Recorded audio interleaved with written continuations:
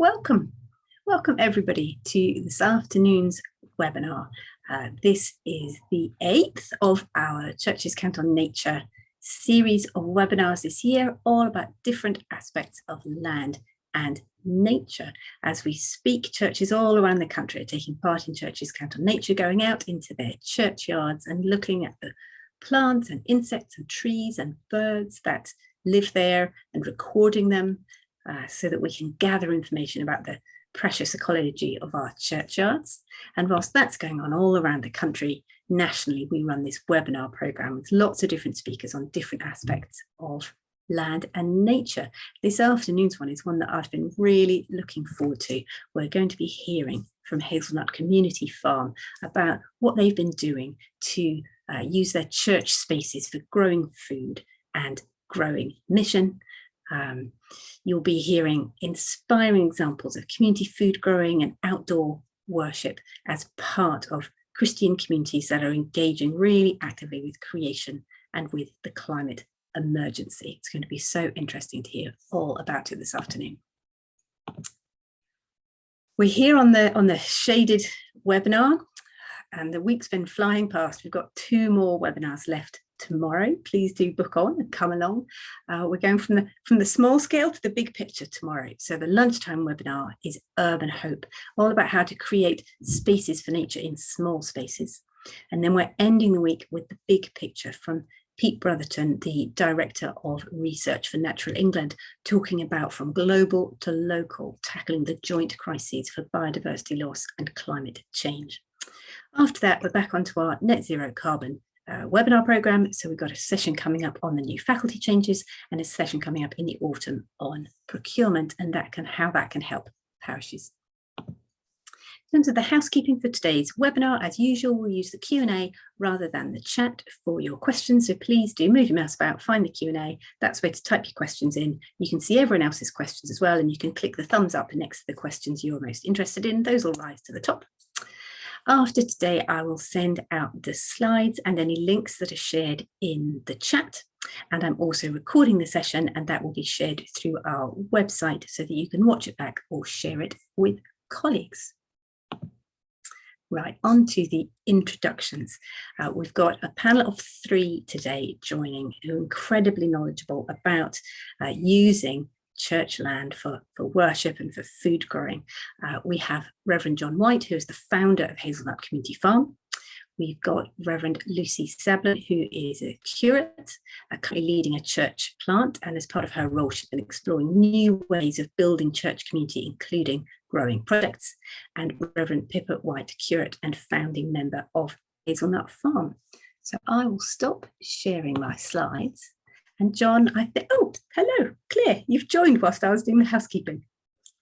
And Claire, who is the Diocesan Environment Officer for Bristol, very welcome. John, I think I'm handing over to you to get us going with an insight into what Hazelnut Community Farm is and how it works. Thanks so much. Yeah, I thought what I would do, I think we'll have some question and answer at the end, but what I'd like to do is just share a little bit about kind of how we got into this, our context and within Bristol, and then some of the learnings that we've had here and some learnings from me as well.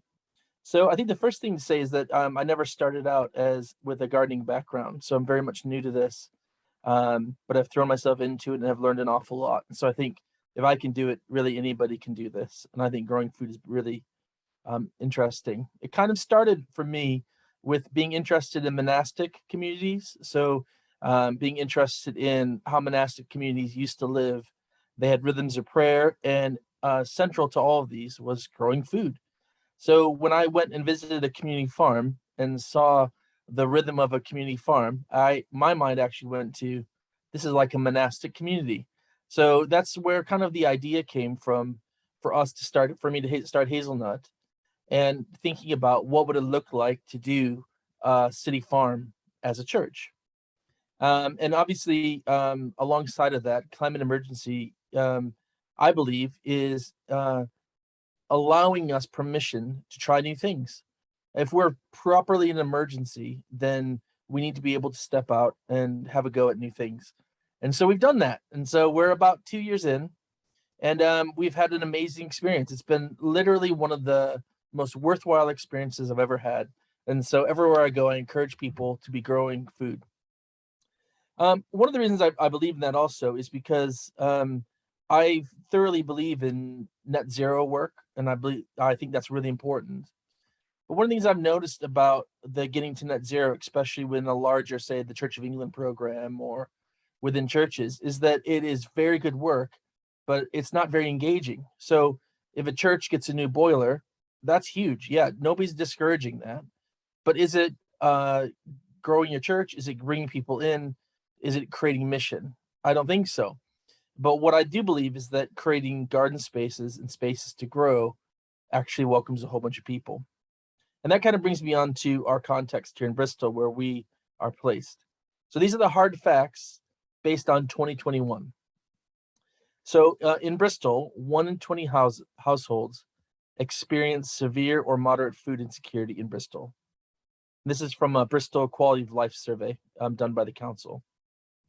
And on top of that, 1 in 20 people experiencing food insecurity, disabled people, Black, Asian, and minority ethnic groups, single parents, and young people between 16 and 24 are 2 to 3 times more likely to experience food insecurity than the average 5%. And within the areas of deprivation, they are 8% more likely to need a food bank or charity help, especially around food, according to the survey. And this is in 2021.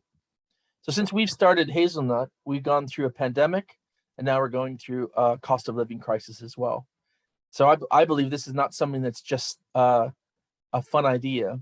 This is something that's actually needed right now for churches to be able to do this, to help the communities in which they live in, because these numbers will only rise.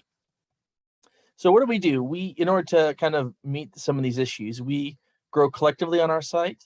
So we have a site that we run as a community garden. One is in an old community garden, and the other is behind a church. So we found land that is associated both in a public space as well as a church. So we've done both, and I can answer more questions like that about the specifics of our sites later. But what's important for us is that we don't have individual beds. We grow collectively. So when we come together, our worship is growing food, and we do that as part of our worship. And then what we grow, our commitment is to give away at least 50% of what we grow. Last year, we gave away closer to 95% of what we grew. I mean, we're talking potatoes, carrots, onions. We grow it all. And we give it away to a local charity called the Bench that creates food boxes for families, as well as cooks meals for kids that aren't in when they're not in term time. So we're very much in collaboration with local charities as well. We don't believe that we're the only ones that can do this. And so we really believe collaboration is huge for us. So if I could kind of hit some of our learnings from this, because I could talk all day about growing veg, but as my wife, who's on the call, would tell you, people aren't that interested in how to grow veg, and they get bored very quickly. So although I love talking about it.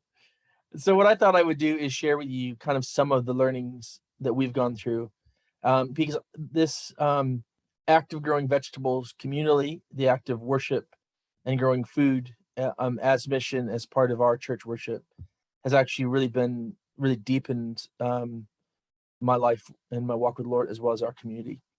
So I've come up with a number of words that all end in ITY, because I am still a vicar, and so that just makes sense, with my brain, how I was trained. So the first thing that we've encountered by growing food and thinking about missionally is generosity. There's something really special for us about growing food in order to give it away.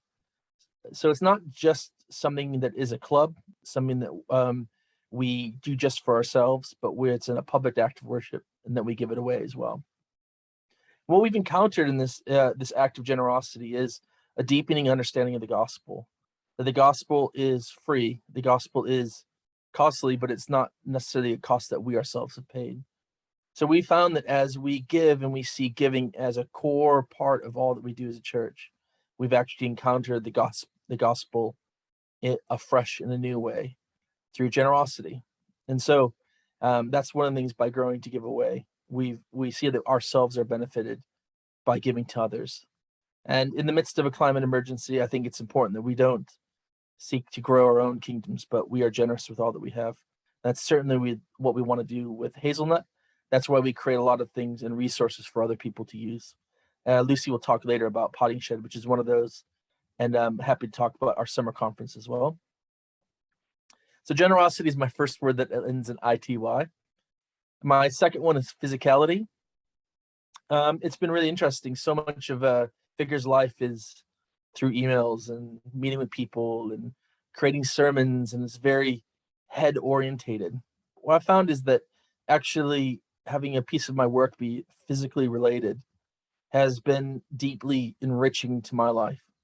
I was telling someone, I have a placement student with me, and we have a big event coming this Saturday.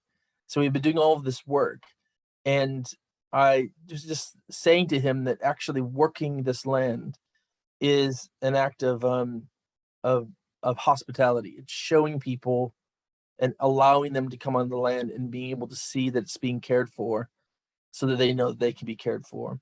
It's a physical act that actually makes me sweat and work hard, but in it, it's like my sermon is no longer with words; it is with actions as well.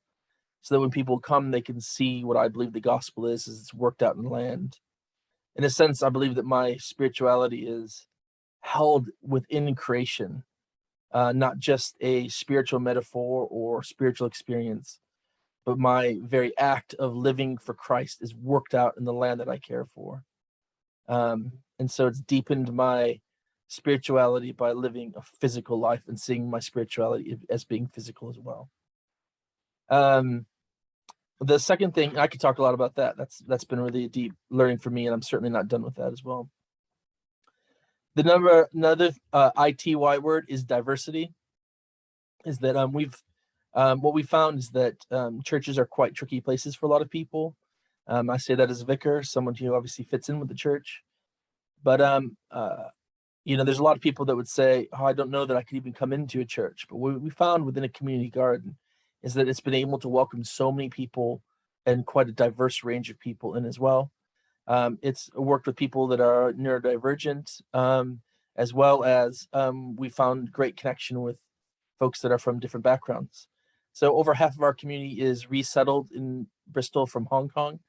And we found that working together and gardening together has brought deep unity and connectedness. So it welcomes diversity in the nature of how it is. A couple more. Divinity. So this is the one that I really love, is that it's kind of rediscovering and refining again Christ, not just as a spiritual entity. That's not the right phrase, but it's really about engaging with the humanity of Christ, and that Christ has come into earth and is rooted in earth. So we've encountered again Christ who is not only God, who is the creator in creation, but Christ who comes and lives in earth and is a person of earth and honors earth by coming into it. And we find that as we worship within earth and within place, and nature is not just a metaphor, but we're encountering again the humanity of Christ. So that's been quite a deep learning as well. Sorry, I'm going through these quite quickly, and I'm happy to answer questions later. But my last one is creativity. I'm not an artist. I am not someone who can paint or do all those things. But man, do I feel alive when I can put my hands in the soil and put seeds in, and they actually come up, and it feels like, oh my word, I can't believe I'm actually growing this. Do you know that like our church walls, because we are in a community garden, we're literally growing our church walls. It's deeply creative because we get to kind of choose it and move where things go, and then we get to give it away. So it's this visceral, creative experience that I feel like just brings life to us, to grow beautiful flowers that are great for pollinators and watch bees and engage with all of that.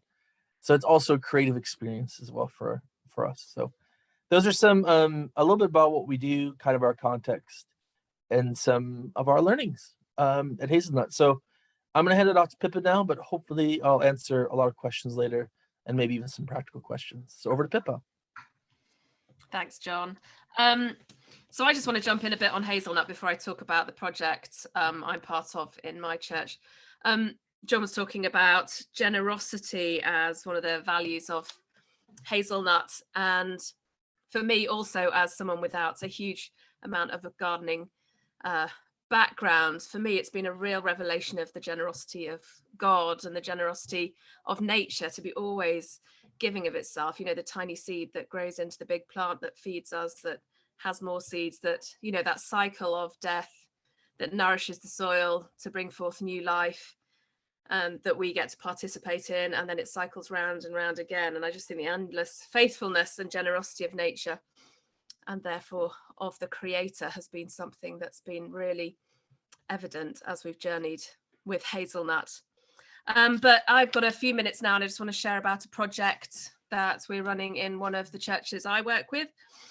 So one of my churches is called Cotton Parish Church, and in the last 9-10 months we started a project called Green Cotton, which is growing on the land we have around the church, which isn't huge. It's not a huge churchyard by any means, and also on the local housing estate just by Cotton. And the project is specifically growing for biodiversity, supporting wildlife, and for mental health support. So that's kind of growing the mission of the church in both ways, in supporting biodiversity and in supporting mental health, and looking to build bridges between the local community and students. There's a lot of students in the area, but they're quite segregated from the local community. So the project's also really aimed at building some community bridges, as well as offering a sustained place of support, connection with other people, and connection with the earth, which is a hugely healing opportunity to connect both with, when you get your hands in the soil, something changes, something kind of centers you. You come to much more peace, and also as you do that alongside others, something we've experienced at Hazelnut, the conversation that happens when you're digging alongside each other, or sometimes not even sharing a language, but doing something together, the connection, the human connection as we connect with nature together, is quite profound. And this project Green Cotton really grew out of our eco church experience and journey. So we've been doing that for the last 2 or 3 years in our benefice, with a number of different eco champions looking after each area. I think you've had some previous sessions on eco church maybe, and know about the this program from A Rocha, helping churches engage with creation care in all aspects of their worshipping life together. So we had a couple of people championing the land at Cotton Parish Church, and the passion of these people really kind of grew as they took over helping with the land, which had previously been looked after by some very faithful volunteers for a really long time, but they just were able to bring some fresh life and perspective and passion to it. And so out of that, kind of with an appreciative inquiry approach, it was like, how might this develop? How might this grow beyond looking after this land? What can this land offer to the area? What can we do to steward this land for the best? And so gardening for biodiversity and particularly supporting local wildlife seemed a very important priority. And that does help us grow some food, but food a lot for wildlife, not necessarily just for human consumption, but changing some of the things we're growing from things like cultivated laurels and privets and replacing them with wild privets that berry and fruit. Those kind of things are taking place, but also we are planning some food that humans can consume. So particularly fruit trees, smaller fruit trees, espaliered fruit trees that can offer things like cherries and plums and local apples and varieties like that. So that's part of the gardening plan, even though they're not in the ground yet, and we are aware of things like faculties we need to get for some of these for these fruit trees and things. So and the hope is that we might also have some vegetable beds at some point, but it's quite a new project, and the project is overseen by someone who's a paid person, so they have their own wildlife gardening business, but are a member of the church as well. And so we've raised funds to make this a paid for project, which I think has worked well. We've been able to also get some lottery funding to help keep it going and help develop it. And also in terms of food growing, we're partnering with Hazelnut to do the One Bread project, which is growing wheat in different churchyards and different church spaces through Bristol, all sorts of different churches, in the hope that we'll be able to gather and harvest enough to create some flour and bake some bread together as a symbol of unity and share it in communion. I'm trying to think of other things to share about Green Cotton.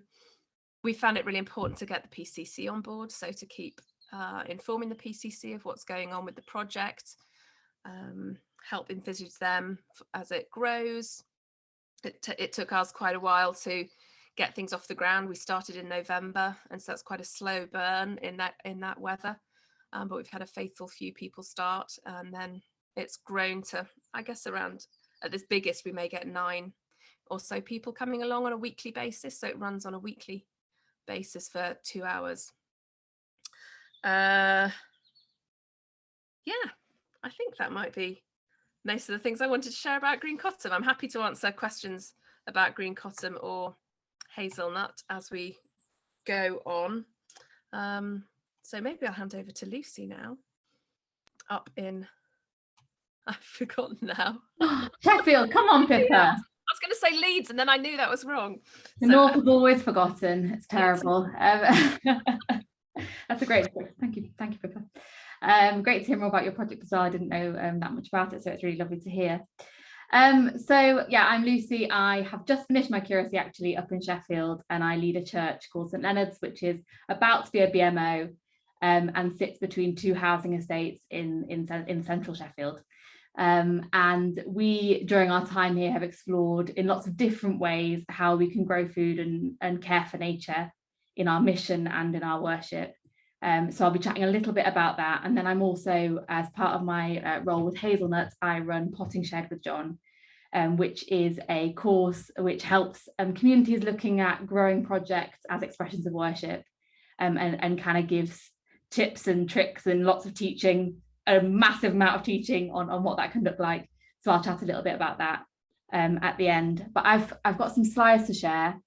Now, first of all, I just want to say I'm a little bit of a fraud in this webinar, because we've only had a church building since October this year.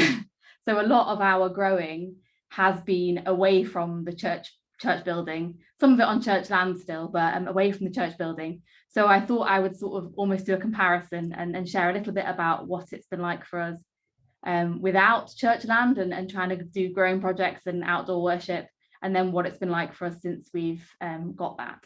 So I'll just share my screen.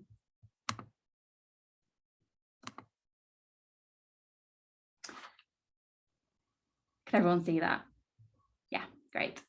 So this is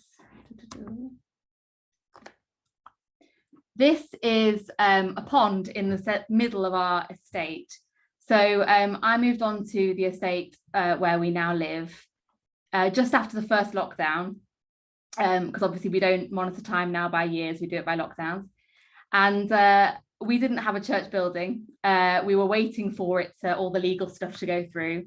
And we wouldn't have been able to meet inside a church building anyway. So what we started doing was meeting on public land around the estate. And one of the places we'd meet is by this pond. And even when it was down to meeting outside in twos, there were 2 of us who would meet to prayer walk, and we always ended up at the pond.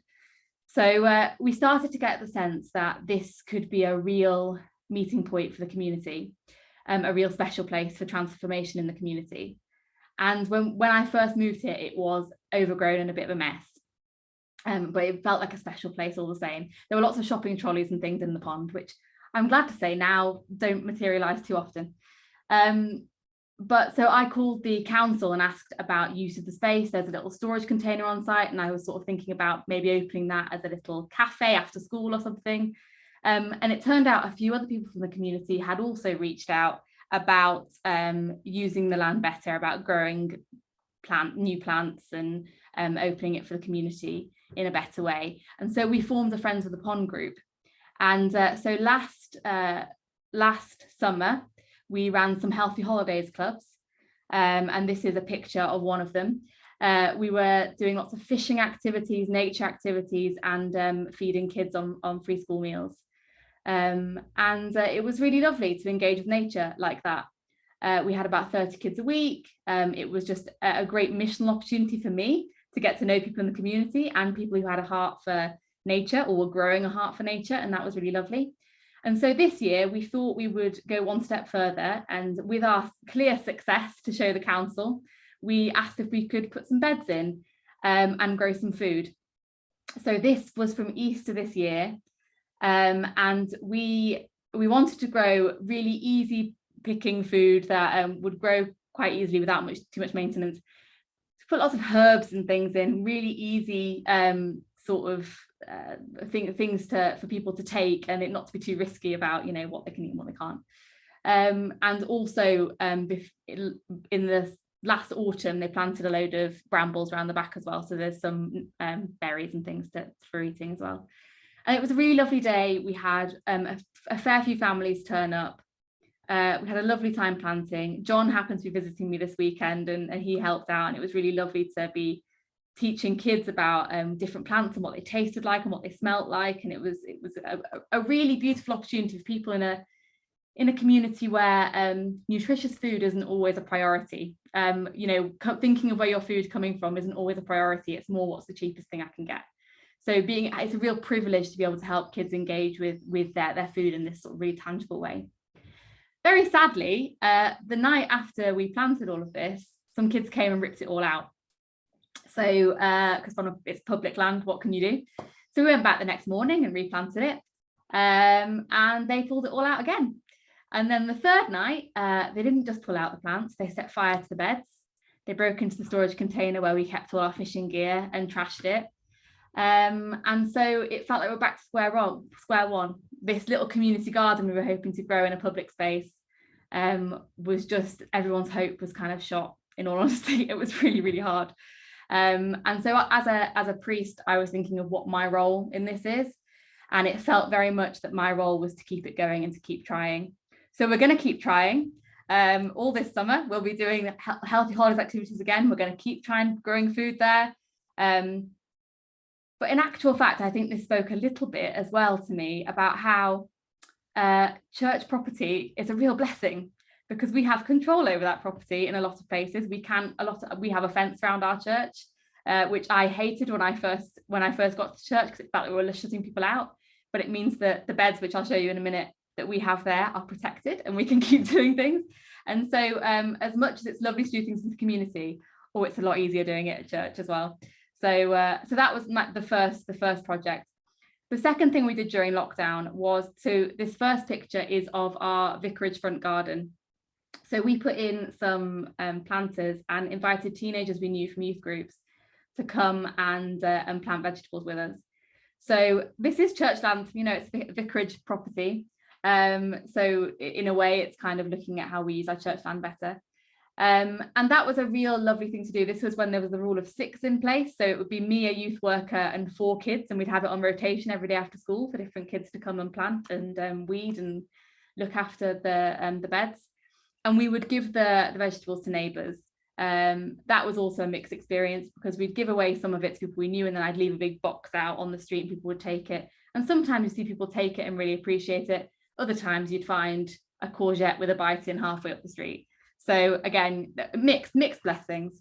And we also began to grow things on our own homes during lockdown, and with the hope that we could, when we did get a community garden, grow them all together. So that's in the bottom window, that's one of our community members' windowsill. She'd been growing lettuces and salads for our community garden, which never made it to the community garden, but she definitely enjoyed them. And then we started to meet when we were allowed, when it was rule of 30, we started to meet at a local allotment. We would go and help there were these 3 ladies who slaved away on this allotment, and we'd go and we'd say, we're coming on a Sunday, what jobs have you got to do? And they'd give us a list of jobs, and then we'd have a short worship service afterwards. And that's how our church community started to form on the estate.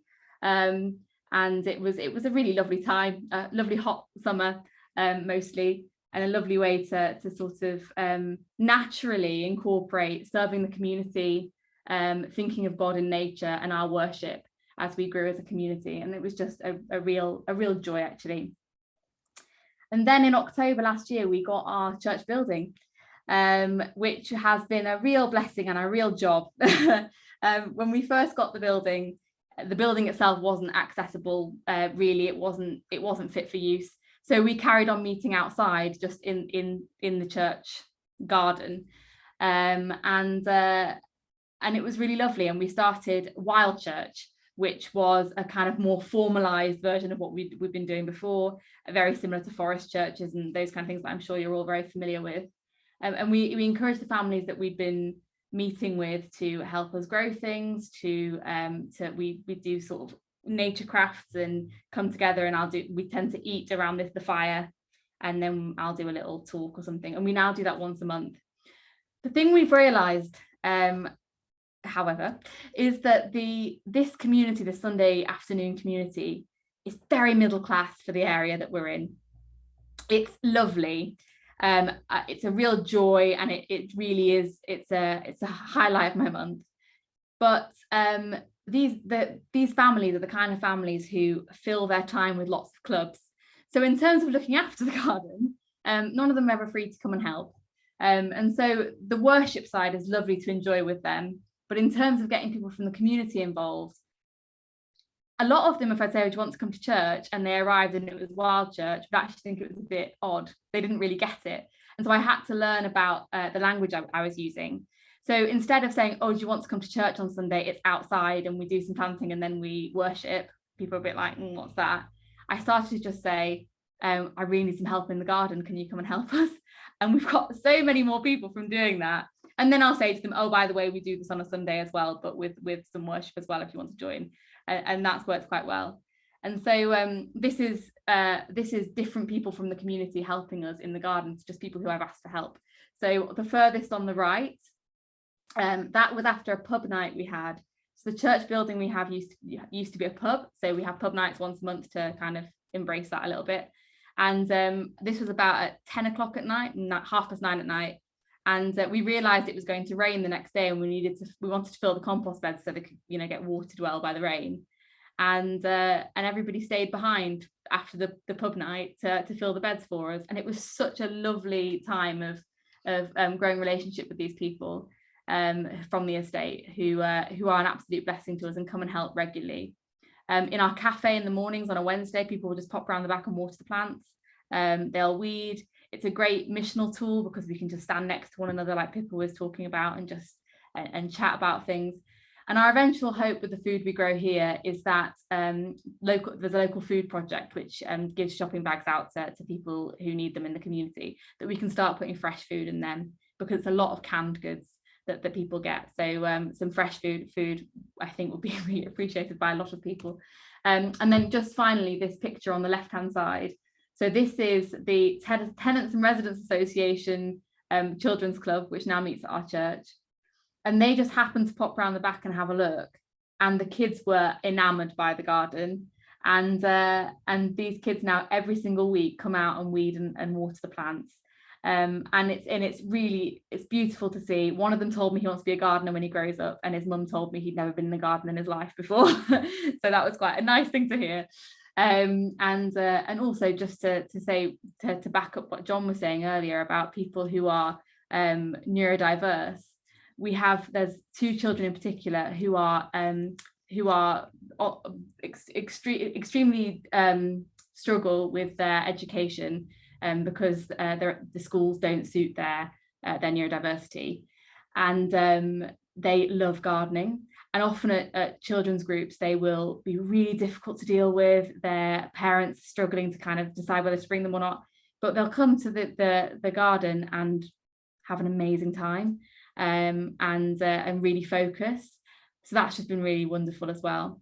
So yeah, that's kind of, I know two of those examples weren't on church property, so I'm sorry about that, but they're just some examples of how we as a church community have tried to incorporate enjoying nature, growing food, growing things in our mission and in our worship, in our community life.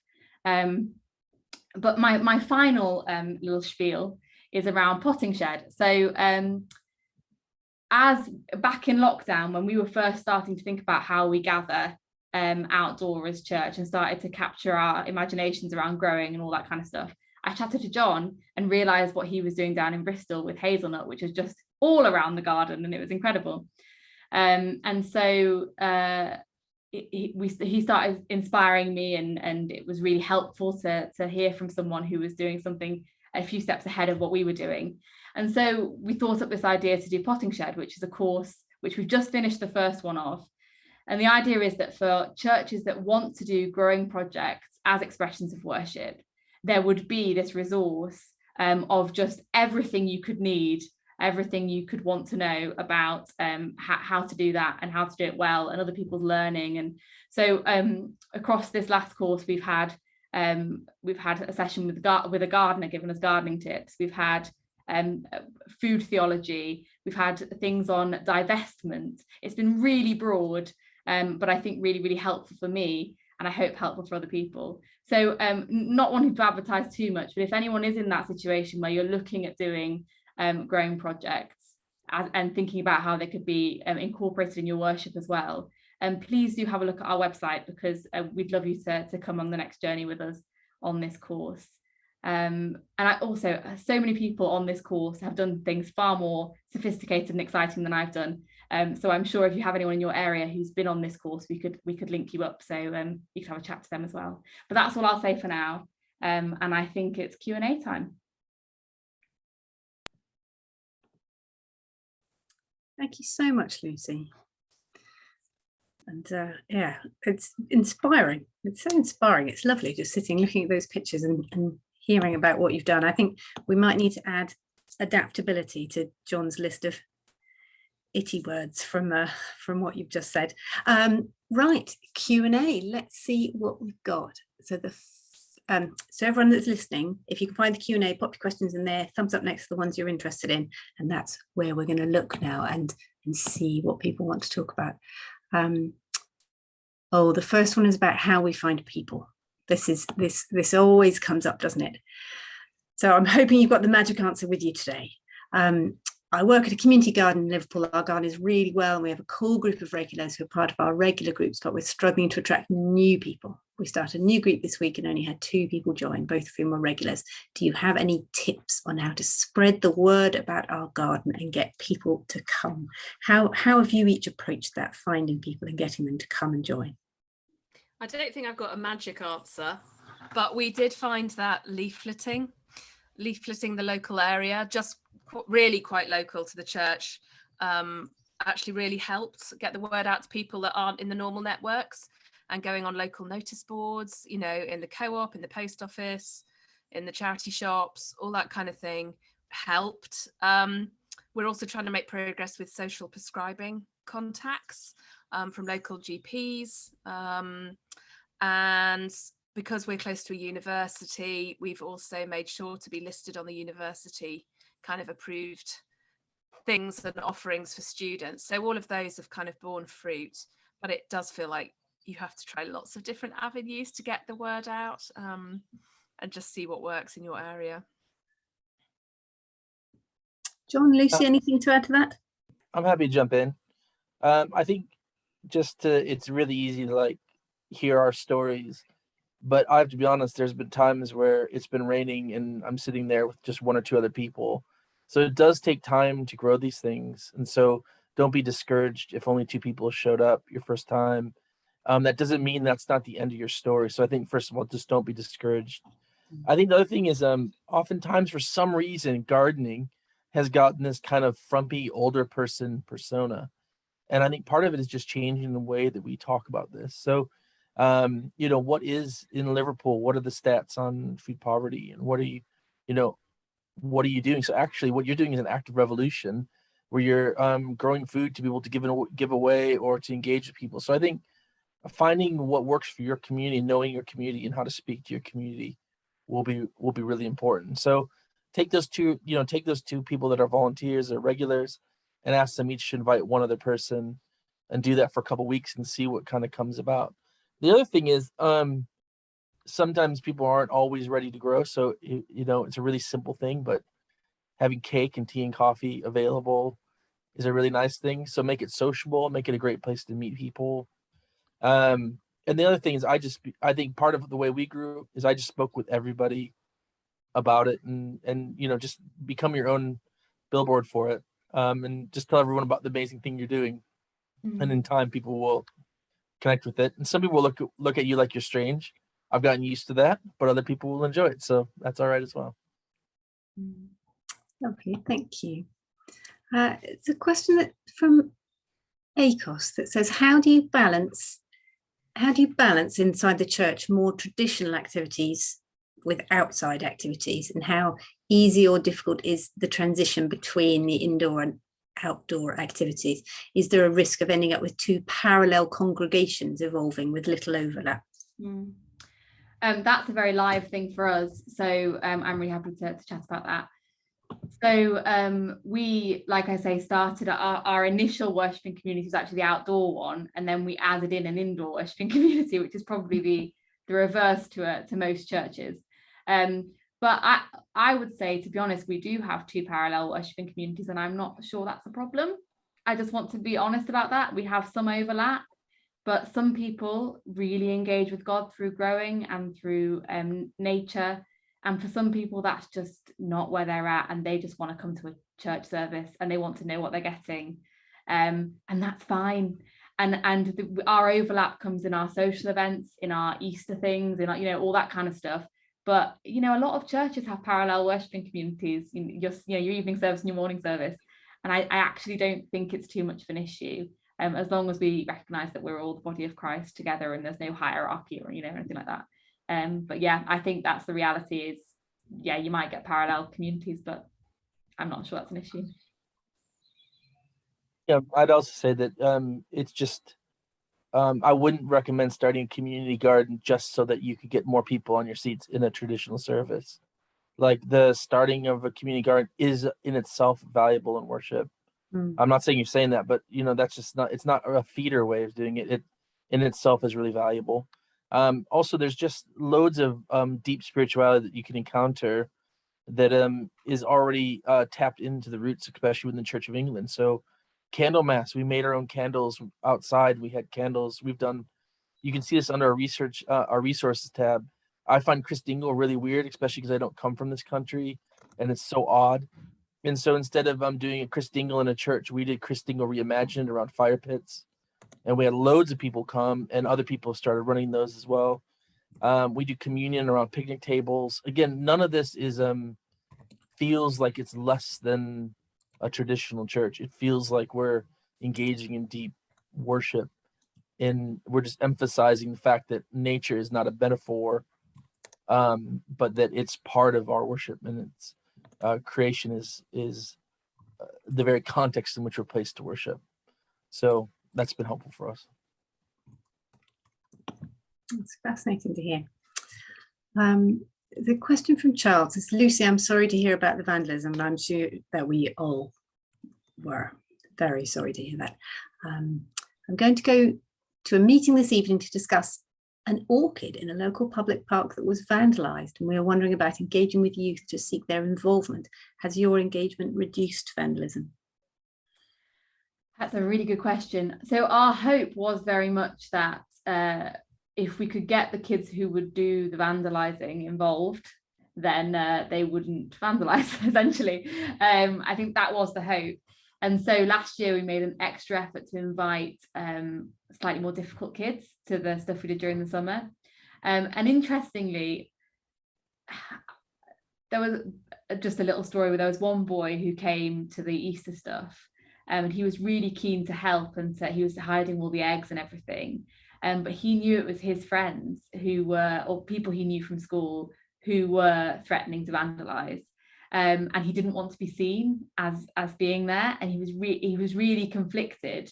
And he, in a different circumstance, he could have been one of the people doing the messing things up, but he did want to join in. But I think it just shows how deep rooted a lot of these issues are, and it's sometimes just not that simple. And I think if you've got people with really, in all honesty, they're just bored kids whose parents don't really care where they are in the evenings, and they just have nothing to do, and that's what they do. And that's the kind of area we live in. It happens to a lot of things, and you just kind of have to bear with it. And it's really sad. And if from your meeting you get any good insights, then please email me and let me know, because we can employ some of your ideas.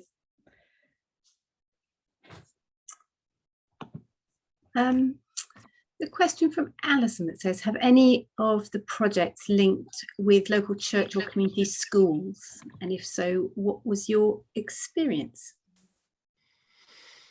So we have one of our sites. We connect with 3 local schools. Basically, what we did is it was a site that was overrun with brambles, and so we've had it cleared. And then we asked local schools to design the new spot, and so they've like literally drawn it in the most amazing drawings and ideas, and then they're coming down at both either as part of an eco group or mentoring programs to help us then build the spot. So it has taken a bit more work, and schools are busy, but they are keen to do it. And so part of this is we've got a mural that's going up on some shipping containers that are on our site, including some of the things that young people have drawn.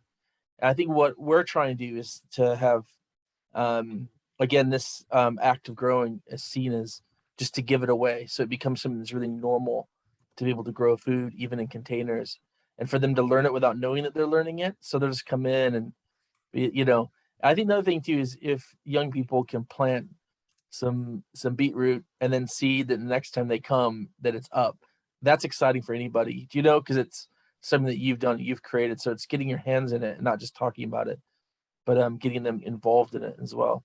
The other thing we've done is we got some free trees. So we went up to the local school, and we planted 2 apple and 2 plum trees. And I just told the kids, I was like, you've done an amazing thing, because every time you come by the school now, you can point here and say, I did that. And you can't say that about a lot of things. And you can, in 20 years time, you can still look at these trees and go, I did that. And they're like buzzing, and I've seen them since then. And they go, every time I see that, I go, I did that. And I'm like, you did do that. So that's been some of the ways we've been involved.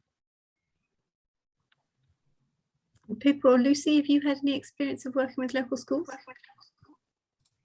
Yeah, so our summer activities at the pond were advertised through the school. A lot of the school staff were part of our team, helping out with the activities, and that just worked really well. I think because it's a concrete project, the Healthy Holidays initiative is a well-known one. I don't know if it's around the country, it's just in Sheffield that we call it that, but giving free activities and school meals to children in school holidays. It's just a really tangible thing we could offer, and the schools are really happy to partner with us in that. As I say, we haven't done anything with local schools, but we are very much trying to work with university students as part of the project and help build those bridges with the local community and combat isolation for students. Mental health is a really big issue for students, and so that's partly what our focus is on. Claire, given that we've got you here as the diocesan environment officer, it'd be really interesting to hear what the sort of diocesan perspective is on these questions, and how different forms of church can grow up with outdoor worship and community growing, and what's a diocesan perspective on that? Yeah, thanks, Catherine. It's been really inspiring to hear the conversations, and especially Lucy, see some of the photos from the site up in Sheffield. I mean, from the Bristol Diocese perspective, I think it's been really inspiring to have hazelnut planted within the, when I say planted, it kind of sprung up within the city, because it's really inspired and resourced other churches and other kind of churches exploring how to worship in nature across the diocese. And I know that there's been lots and lots of churches coming and visiting the sites in Bristol and getting involved and finding out about what's going on and how they can then take that back to their churches. And one really good example of that is the wheat growing project that John mentioned around the big harvest. There's this project called One Bread, with the idea being that churches all around the city and beyond, even if they have only a window box, can grow some wheat that will all then be gathered together and harvested to create communion bread for harvest that we can all share in together, that's been grown by all of our churches working together. And things like that is such a practical way of being involved in what Hazelnut's doing, but also such a symbolic way of saying, well, we are all sharing in one bread, and we are all responding to the climate emergency together in our different ways.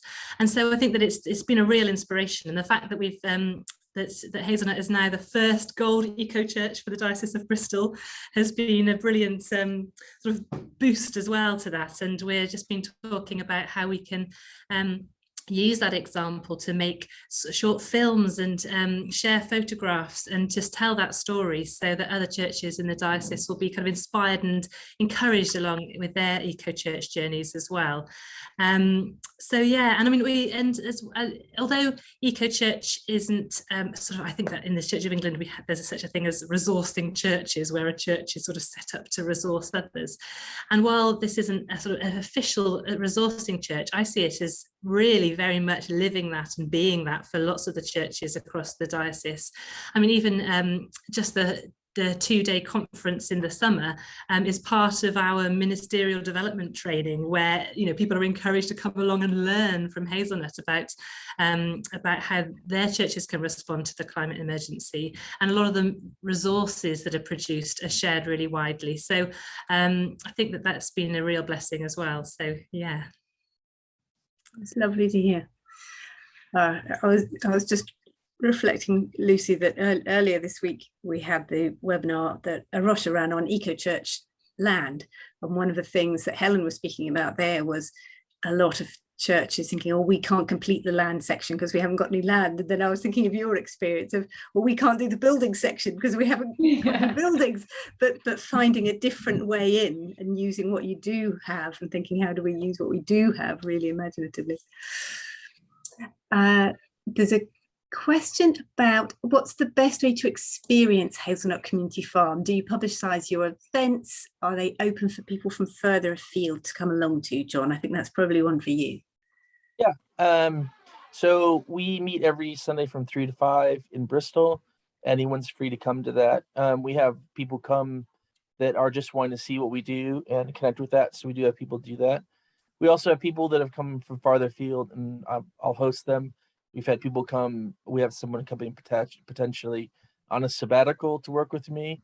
Just know that if you come and work with me, I will put you to work, so wear your work clothes. But there's so many different ways. What we're doing is trying to create lots of inroads for it. So our summer conference is the 13th and 14th of July. That's on our website. It's just donation only. It's all on Zoom, so you can come from anywhere and have speakers from across the world that are coming. It's really interesting, as well as hear from other organizations that we're partnering with, like Arosha, Operation Noah, Green Christian Praxis. So the conference is a great way to do that. The other thing is I recommend Potting Shed that Lucy was talking about. Again, that's just on a donation basis. And we're going to shorten it so you can do it within 6 weeks and bring a team along and ask loads more of these questions. So I would love, I mean, maybe we can put in Lucy's email or my email here. If you want to do it, please get in contact. I'm happy to connect with you about that. The other way is we try and recreate resources for you to be able to use and to be able to share out that would inspire you, kind of as Claire was saying. So if you go onto our website under resources, you can see things like our liturgy that we put up there. You can see things like Christingle Reimagined that we were talking about, different things that we do. There's even a prayer resource that we've used where you can walk around and use it to walk around your garden if you have people coming to your church garden. So there's loads of different ways that you can do it. I think those are kind of some of the main ways. Oh, and the other thing is we have a YouTube channel, and again, that's on our link. So all of our past conferences and all of our current one stuff, we've got a whole backlog of great wisdom from people that have been doing lots of different things. So you can go check that out as well. And again, just drop me an email. My email's on the website. I'm always happy to connect with people and share anything else that we can, or even answer questions in any way that we can be helpful. That would be good. Right, trying to keep up with all those wonderful things. Here is I've put the conference and the resource page in the chat, and there is the YouTube channel. Eagles just asked about the conference dates. I think they were, was it the 13th to 14th of July? Yes. I suspect there'll be quite a few people who are here today who come along to that. How are we doing? We've got 5 minutes left and a couple of questions. Do any of the projects struggle to get those that are more financially disadvantaged engaging with the eco and biodiversity issues? So I think that yeah, for us, it's been a real interesting mixture of how middle class people react versus people who have more complex lives. I think is kind of the issue there. So we work on 2 housing estates, and I kind of thought no one would be interested, if I'm really honest, because it just feels like such a quite a privileged issue sometimes. But in reality, people from all walks of life want to engage with nature and enjoy engaging with nature. We have loads of people from our community who already have allotments. Actually, there's quite an allotment culture, and so yes and no would be my response. And I think again, mentioning the healthy holiday stuff, mixing in what you do with something that naturally serves people in a way that they do need, but kind of hides it a little bit. So the great thing about that initiative is people are coming for an activity and incidentally getting a meal. It's not saying come and get a free meal because we know you can't afford to feed your kids in the holidays. It's saying come and do a really fun activity and you'll get fed as well. And then in doing that, you're kind of serving them and helping them engage with nature if that's what they want to do. So I would say it's very different with people from more disadvantaged backgrounds, because it's just not on the radar in the same way. But it still doesn't mean that people don't want to engage. I think for us, we found that collaboration has been really the key. So we work directly in our community with other organizations that are also working. And so we found is that we'll try and share and give out as much as we can and do a no compete. So like literally we're not trying to compete with you. We want to sit alongside you. And that's helped us gain more interest because of all those other charities that are already working and have people. We have a good name among them as well, which means we have a good name in the community. The other thing we found is we meet at Hazelnut on a Sunday afternoon, because so we're not competing with other churches and other people can go to church or come to us. The other thing we found is that by doing community gardens, setting up where there's already been a community garden or space that's already been loved by the community, is that they see us as not coming in and starting a church. They see us as caring for a place they already love. And so we're wrapped into the community quicker than if we had just done something fresh, if that makes sense. In some ways, we're wrapped into the community quicker. We found we've been accepted quite quickly. The other thing is too, because we're not church, we're a community garden. We have people take their smoke breaks in our community garden. And I love it. I love my prayers that people encounter the peace of God when they come into our space. Whether they know God's name or not, that they would encounter God and grow. I'll just say we found, although we're in a relatively middle class area around the university, because we run on a Wednesday afternoon, the people who tend to come are retired or people who aren't able to currently work, often because of mental health issues. So that does, we do feel like we're connecting with people who are somewhat on the margins, just by virtue, I really think, of the timing, the time that we offer the gathering. Yeah, I think one of the things that came over to me so strongly when each of you was speaking is how many co-benefits there are here.